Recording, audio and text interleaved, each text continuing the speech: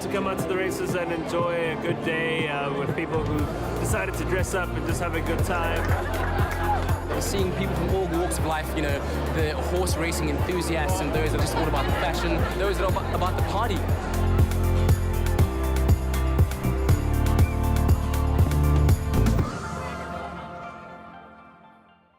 If I happen to be in the paddock of the beautiful Hemel and Ardor stud where Pocket Power is standing, there's every chance I could show you how he's looking years after having completed one of the most illustrious racing careers in history.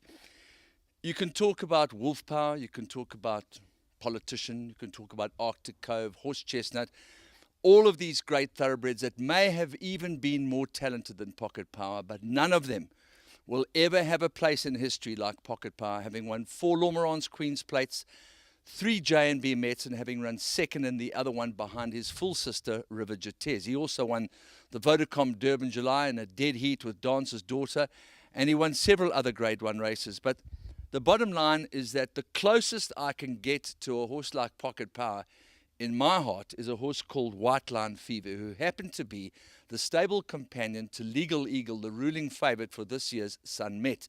Well, he was the ruling favourite, and he's now vying for favouritism with Marinaresco, who's the only other horse to have won a Group 1 over 2,000 metres, and of course that was the Vodacom Durban July. But this is a very, very special fella. He ran many, many times. He ran in the Met and finished 4th. He ran in the Vodacom Durban July. He won 2 Hawaii Stakes. He ran in the Horse Chestnut on several occasions, the Gold Challenge. He really was one of the best soldiers that you could ever have, and it is indeed our privilege to look after White Line Fever, courtesy of Sean Tarry, Chris Van Niekerk, and Marsh Shirtcliffe. Now, this year's Sun Met is a race filled with incredible intrigue, purely because it's the first time ever that the Sun Met has been run as a weight for age contest, which means that the weight spread is all the way from 60 kilograms down to 51.5, if my memory serves me correctly, with Legal Eagle at the top of the bookmakers' betting boards along with Marinaresco, and he has a merit rating of 123 with Marinaresco on 118. All the other horses are much lower, and the bottom weight is a 3-year-old filly, and it's the first time for many, many years that we've seen a filly of this caliber, like O Susanna, supplemented into the Sun Met. We are going to have an opportunity to chat to 4 very special gentlemen in tonight's program, and later during the course of the week we'll speak to other important gentlemen and ladies, notably Candice Robinson, Justin Snaith, and of course Glenn Kotson. But in tonight's show we speak to the champion trainer Sean Tarry. We speak to Glenn Hatt, of course, who's been victorious in this race on 2 occasions, on Bantabala and River Jatez. And then we're going to speak to Dean Kannemeyer, who's got an incredibly talented horse called Last Winter, who's only having his 6th start, and he has it all to prove against this caliber of horse. And lastly, but by no means least, we're going to speak to the defending champion Brett Crawford, who of course trained Whiskey Baron, who is now in Dubai ready for an onslaught on the Dubai Carnival and Dubai World Cup night. And he, of course, has the very talented Sail South, a Grade 1 winner himself, and the evergreen, evergame darling of the turf, Captain America, who has been 3rd in the past 2 runnings of the Sun Met. So let's chat first of all to the champion trainer, Sean Tarry. Yeah, it's been an absolute privilege to work with Legal Eagle. He's a true professional, and yeah, everything has gone really smoothly. He's taking everything in his stride. He's taken that last run really well.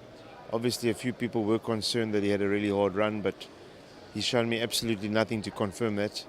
And yeah, at this stage of the game, we're still obviously a week away. Everything's gone smoothly, and I'm happy. Well, it's funny you should say that, because I was chatting to one of your colleagues, Brett Crawford, and he said Captain America and Sail South had very hard races, but they're also showing signs of good recuperation. Yes, I haven't seen any sign that he had a hard run. That's what I'm saying to you. From the day he got back from the races, he was full of himself. The next day he ate clean, he was freshing up, and he's been like that every day. So that's what I'm saying to you. I can't tell you that he recuperated, because I don't think he exerted himself. Now, your preparation has been virtually exactly the same as it was last year, the same sprint races, the same build-up races, but he just seems to be a stronger, bigger, more powerful horse as he's grown older. I think as well the lengthy rest that he had last season. Remember that we didn't compete in the Durban season at all, nor did we nominate. So after Champions Day, he was able to go early without waiting for draws and waiting for weights and keeping him on ice just in case. He had a proper break, and I think it certainly did him very, very well.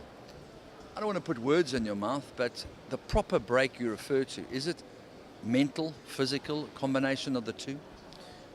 Listen, I can't say it's mental because I didn't see any difference as far as that go. I can tell you physically, he's a stronger horse, and it seems ironic, doesn't it? Because he's 6, and in this country, basically,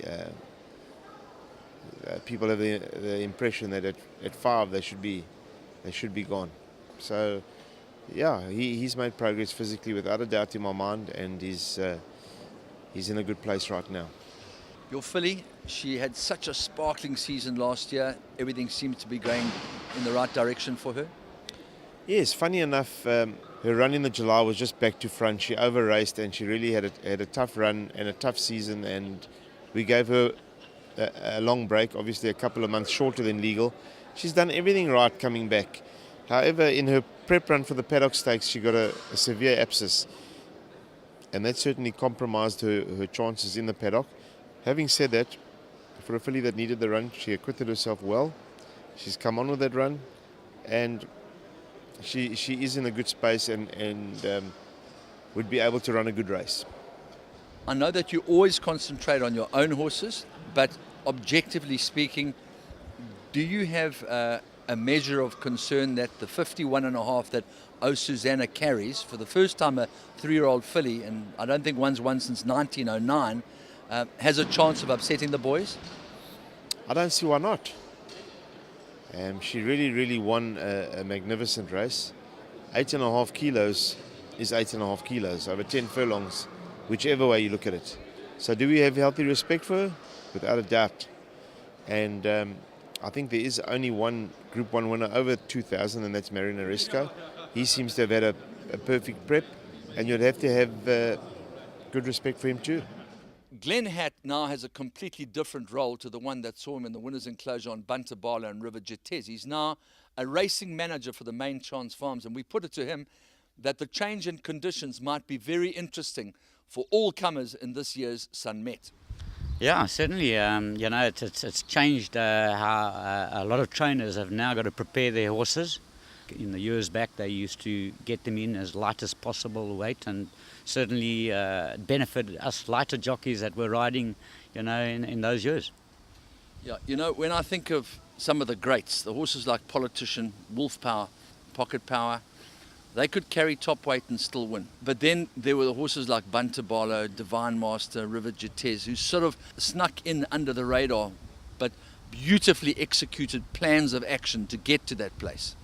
I think they all deserved winning their races. Bantabala, for example, was a horse that, even though Trademark was the horse at the time, Bantabala was a horse that always finished within a length at level weights with Trademark all the time, and that's what gave me so much confidence the day that I rode him. He came in with a lightweight, a little bit less weight than Trademark, and yet I was 40-1 and Trademark was hot pot favourite, and I thought to myself, I've got just as much chance, and I suppose the belief that made me win it. And Trademark is coming home strongly. Here comes Free My Heart with a big rush up on the outside. El Pisha, Free My Heart, Trademark in the centre. It's wide open, but Trademark has the advantage close home, and Trademark is going on strongly. It's going to be close. Bantabalo flying. Bantabalo gets up to beat Trademark. My one, El Pisha. Even though Trademark got beaten, there was huge euphoria in the backyard. There was, and the owner, part owner, Jimmy Rensky, he was a fantastic guy, and he was in pretty bad ill health. I think 6 months prior to Bantabalo winning, he had a double bypass, and I'll never forget the joy on his face when we won the race. And I've never seen so much. It was obviously, it's like a lifelong passion for any owner to win the race. And just to see that pleasure on his face just makes your day. It makes racing what it is. Well, I have to say that on that score, I don't think I've ever seen a video or a photograph of a jockey expressing more joy than you did on that day? You know, it's. I think it's every jockey's dream is, you know, to win the Met, and I was fortunate winning it twice. Funny enough, both times for the best yard. But Buntabala was special. It was my first Met. It's funny, you know, everybody felt the jockey of Trademark hadn't given him the best of rides, but I followed Trademark throughout the race. So if he hadn't given him a good ride, then I couldn't have given him a good ride, yet I won the race and he didn't, you know. So it was one of those stories that's the way it worked out. And fortunately, Buntabala didn't go on to win anything much after that. But at handicap terms, it was his turn. Well, River Jatez was also a filly that was really slunging at that race, because the year before she'd been terribly drawn and things didn't map out for her at all, you know. So her prep had been spot on, and she was the rightful winner in that race, I thought. Well, I rode her the year before. I think I ran 4th on her. Things didn't go our way, and I think Pocket Power won it that year, and we were all on the outside, but I was 6 lengths back. And but, you know, River Jatez, I think, just matured later on, you know, giving it another year till the Met. And she came into the Met with basically, I think, a kilo, I think 52.5 compared to the 51.5 that she carried. And, you know, she met all those horses that were now carrying 58, 59. But, you know, not only that, I mean, she still came and held herself high going to Dubai, winning over there. She was really a classy filly. Brett Crawford is the defending champion, victorious with Whiskey Baron and Angus during his training career. This year, 2 solid entrants in great value, of course, with Captain America and Sail South. You know, Andrew, I mean, 2 horses that I think most trainers dream of having, both been very honest in their careers, and, you know, both 9-time winners.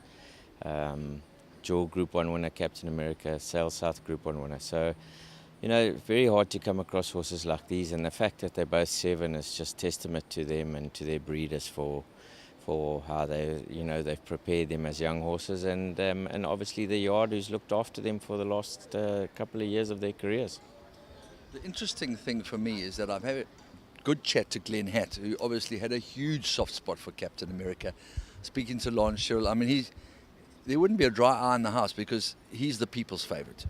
Yeah, look, you know, in a way you would like to say that he almost deserves to win a race of that nature. But that's for sure, you know, he's a flagship of the yard. I think we're all dreading one day when his box is empty, because he just brings another element to the yard. You know, it's almost like he uplifts and fulfills the promise that we're all looking for every morning. He's a role model for the yard, and without a doubt, I don't think there would be a dry eye if he happened to pull it off. The name Kannemeyer has been associated with the J&B Met for many, many years, having won it with Sunshine Man, having won it with a horse called Pas de Croix and Divine Master. And Dean was along for the ride on many other occasions. Free My Heart not winning the race, but always running a good race. So many other good horses, including Dynasty, who didn't quite make it to the J&B Met when he was injured in the Lormeran's Queen's Plate. He has the very talented son of Western Winter. His name is Last Winter. He's only having his 6th start, and he'll be the mount of Pierce Stradham. Yeah, you know, he's only had 5 runs. He won his first 4, and then I threw him into a group race the grade 2, and he was rather unlucky not to win that. So he's had a real soft program going into this race. You know, I decided not to run him in the Queen's Plate against some of those big guns. I didn't really want to, you know, rip his guts out, and I thought I'll just take him the soft route. And but he's a horse that's got a lot of scope, and he's improving all the time. You know, and he was a very backward yearling, and he's only now starting to fill out and starting to look like a man. So his program and his progress has gone the right way. Now, we've been talking this morning amongst various different people about the people that have got the most faultless record in the Guineas, and that's Kannemeyer stable and Marshall stable. That means you've got to get on the bicycle early to get these horses ready for the biggest race that a 3-year-old has. But this horse didn't fall into that category. Yeah, completely different, you know, to the other 3-year-old classic horses I've had. Mind you, I did think he was going to be a classic horse. You know, and he won his first start as a 2-year-old, and then I put him away. He won it sort of as a late 2-year-old. And I put him away. I thought I'd bring him out, in Cape Town in the springtime and start his program for the summer. And my aim, my goal with him was for the Guineas. I really thought he would be a Guineas horse. But unfortunately, things went wrong, and I just started my program with him, and he was injured. He kicked the wall and fractured his pedal bone. So he spent most of the summer in the box. He missed probably 3/4 of his 3L career, and brought him back as a late 3L. And he won his first start over a mile, 1,600 metres, and then he won again over 1,600 metres, and gave him a break and brought him back to Cape Town. And after a break, he won well over 1,600 metres, and then unlucky not to win the graded race, straight into the Met.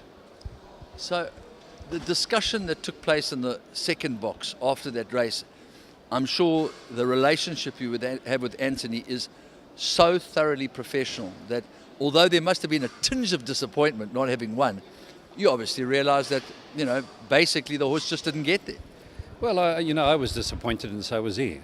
But it was one of those days. Horses get beat, and it was one of those days. I think it was. In the weather report, there were gusts of 130-kilometre winds going through Table Bay, and I think the Volvo yacht race was the next day. And we've had so much wind this summer, so that day it was blowing gale force. Funny enough, when the horses swung for home, how they were blowing horses right to the outside. I was watching a race with Carl Nisius, who's as a jockey, it's ridden more winners than most jockeys in this country. And he was saying, when the wind blows like that, things like this drift you right to the outside of the track. Nevertheless, Milton got away. It was his lucky day, and he's a genuine type of horse. And I think that Anthony thought he's going to, he'll get him, when he asked him to quicken up, but just couldn't get there. Another stride he gets there. But he didn't have a hard run because he just, Anthony rode him with the hands. And he said, Dean, he was trying his best, and I wasn't going to, pick him up and cut him in half, and when he used the word cut him in half, and also said with the Gailing Southeast, he didn't want to become unbalanced. But there was only, his 5th run, so he's also can only improve with the experience of racing, and I think that was his first run in Kenilworth.